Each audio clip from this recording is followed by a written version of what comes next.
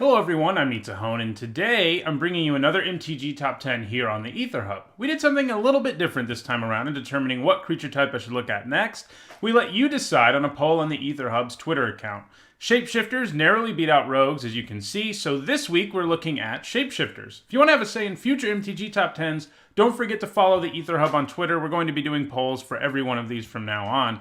So anyway, Shapeshifters are a creature type that, well, shifts shape. All of the cards of this creature type are pretty flavorful in one way or another. They either have every creature type, the ability to copy creatures, or a ton of activated abilities indicating all the different forms they can take. All in all, 85 Shapeshifters have been printed in Magic's history, and while they are predominantly blue, there have been Shapeshifters in every single color, which makes sense since they can shift shape, with 4 of Magic's colors represented in this video alone. Before we get started with today's MTG Top 10, a quick reminder on how I score these videos. Cards receive points depending on how many Grand Prix or Pro Tour Top 8s they have received, with a Pro Tour Top 8 worth twice as much as a Grand Prix Top 8. I also consider Legacy and Vintage Championship events as Pro Tour Top 8 so that those formats can be properly represented in the scores of cards. Now let's get started. At number 10, we have the only card on this list that is still in Standard, Metallic Mimic. The Mimic was printed several months ago, and lots of people tried to make it work in decks like Vampires or Humans, but those tribes never managed any Premier Event Top 8s. More recently, after the printing of Amonkhet and Our Devastation, the most successful tribe in Standard has become Zombies, and that is exclusively where the Mimic sees play, with all 8 of its points coming in the mono-black variant of Zombies, which is a Tier 1 deck in Standard right now. While it barely made it onto this list, the Mimic has a ton of time left in Standard, and any future tribal decks that might exist in Standard, say dinosaurs, pirates, or merfolk, will be playing this thing, in addition to just finding some more points in the zombie decks. So I think it is a safe bet that Metallic Mimic climbs up the list before it rotates out of Standard.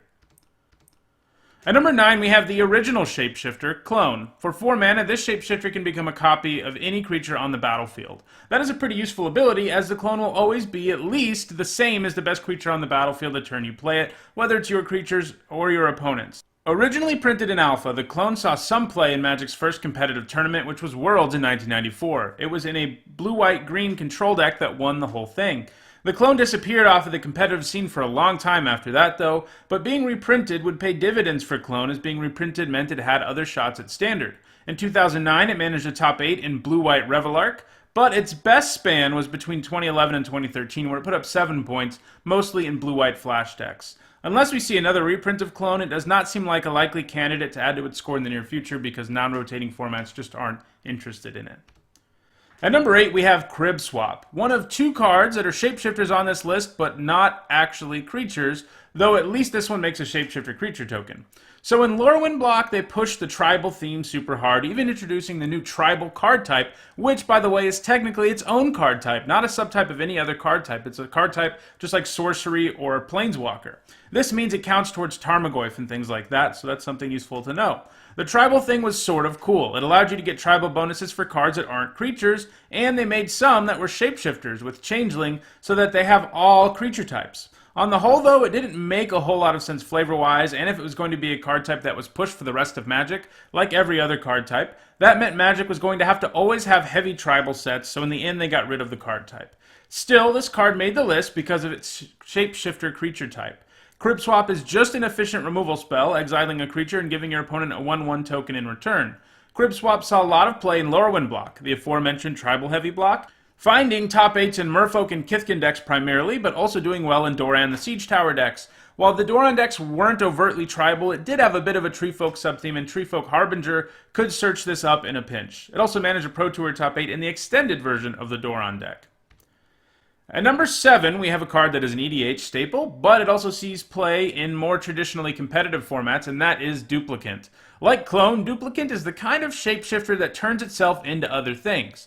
Unlike Clone, though, Duplicant is a little more violent about it, killing the creature it is copying. It doesn't get all the characteristics of the card it kills like Clone does, but it does get its power and toughness, but the trade-off of also being a kill spell is pretty great. Duplicant made 2 appearances in the top 8 of the Mirrodin Block Pro Tour Kobe in 2004, but it never saw any play in the Standard of its day. That format was dominated by incredibly fast decks like Goblins and Affinity, so Duplicant couldn't really do that well there. In Extended, he managed 1 Grand Prix top 8 in 2005, appearing in the sideboard of a Through the Breach deck. However, the Eternal formats are where Duplicant has seen the most play, and where it continues to see play. Those formats have lots of ways to produce fast mana and ways to cheat creatures into play, making Duplicant's casting cost of 6 much less of a problem. In Legacy, he sees play in Show and Tell and in Mud decks, which are basically mono artifact decks. There is a vintage version of Mud too, where Duplicant also sees play. While he hasn't put up any points since 2016, it seems likely that Duplicant continues to see play in Eternal formats and add a little bit to his score over time. At number 6, we have Body Double, another shapeshifter that can turn into other creatures, but this one copies creatures in graveyards instead of creatures in play. It saw a fair amount of play in Standard, primarily in decks featuring Revelark. These decks filled their graveyard with creatures with powerful into the battlefield abilities that had power 2 or less. The main goal was to reanimate them with Revelark, but Body Double could copy them too. It could also copy Revelark, which allowed you to get 2 creatures back when the double died, just like it was a Revelark, so this was a pretty good home for the double.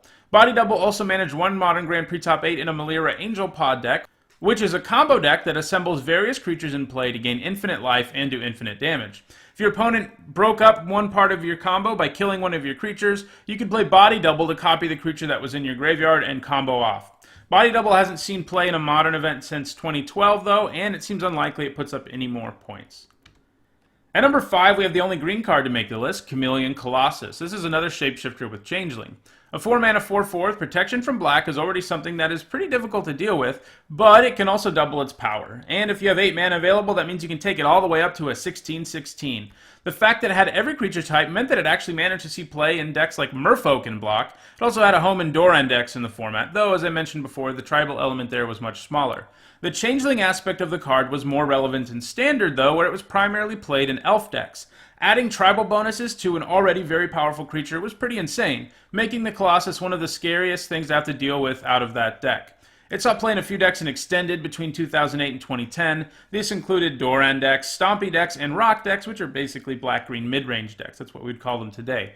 It has seen some play in Modern too, once again in Elf decks. More recently, it has found its way into Valakut decks, though so far it hasn't managed to quite crack into a top 8 with several top 16s. It seems likely that it will break through at some point, though, and add to its score. At number 4 is Morphling. This shapeshifter doesn't have Changeling or the ability to copy other creatures. Instead, its ability to change forms is conveyed by a long list of activated abilities. It has 5 of them.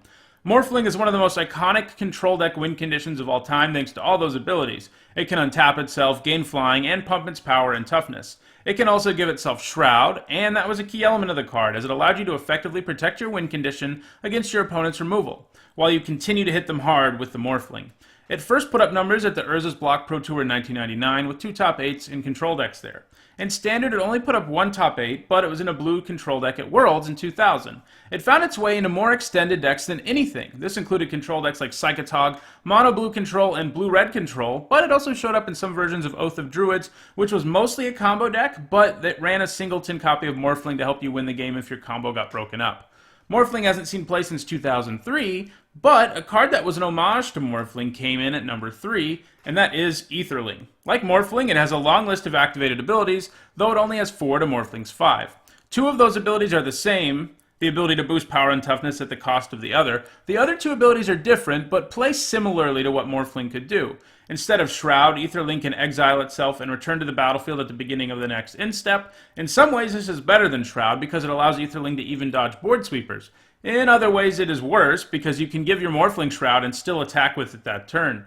Instead of flying, Aetherling has the ability to become unblockable, which is definitely better than flying.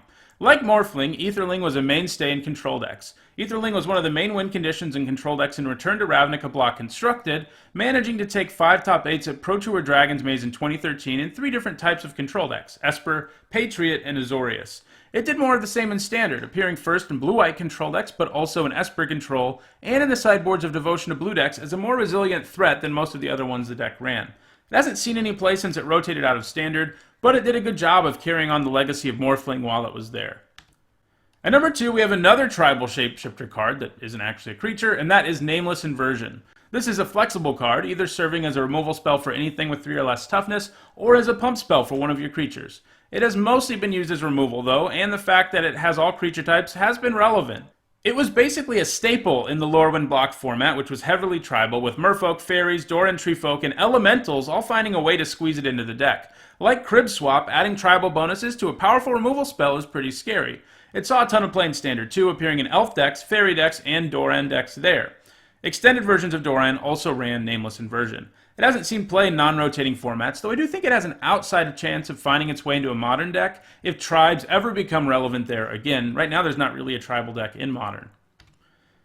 And finally, at number 1, we have Phyrexian Metamorph, another shapeshifter who can copy things. In this case, it isn't only creatures, though, it is also artifacts, so this is strictly better than Clone. But on top of that, you can even play this for 3 mana, provided that you are willing to pay 2 life for the Phyrexian mana. The fact that this could be played in decks of any color, because you don't actually have to pay blue mana for it, meant that it saw a ton of play, as it was incredibly powerful. It was strong for the same reason Clone was. Worst case scenario, it was the best creature in play when you needed it to be, or the best artifact, if that's what you needed. In Standard, it saw a ton of play in different decks with varying strategies. This included Cobblade decks, Splinter Twin decks, zombies, green-red aggro, and red deck wins. Its most enduring home, though, was perhaps Birthing Pod. Like some of the other shapeshifters on this list, Phyrexian Metamorph worked nicely in creature-based combo decks because he gave you additional copies of your combo pieces. It could also copy your opponent's Birthing Pod in the mirror, which was sometimes necessary in a pinch. It has also seen play in Modern. This includes in Birthing Pod decks, though that deck has been banned for a while now, so it hasn't seen play in Modern Birthing Pod for a while. But in the past, it's also included Rug Delver, Jund, and Eldrazi Aggro, which is, incidentally, another deck that got banned. It hasn't seen play in Modern since that banning in 2016. Phyrexian Metamorph has been strong enough for Eternal formats, though. In Legacy, it has found its way into creature-based combo decks like Painter, but has also found its way into Maverick decks. In Vintage, it has appeared in Eldrazi Aggro decks and Mud, and this is the format where the Metamorph is still seeing play today. It seems unlikely that the Metamorph lets go of its spot at number 1 anytime soon, as right now it is only adding to its score. Well, that does it for this MTG Top 10. If you enjoyed this video, don't forget to hit the like button and share it so others can enjoy it too. If you want to have a say in the next MTG Top 10, remember to follow the Ether Hub on Twitter. I will be posting another poll there to help me decide what to do next. Thanks for watching.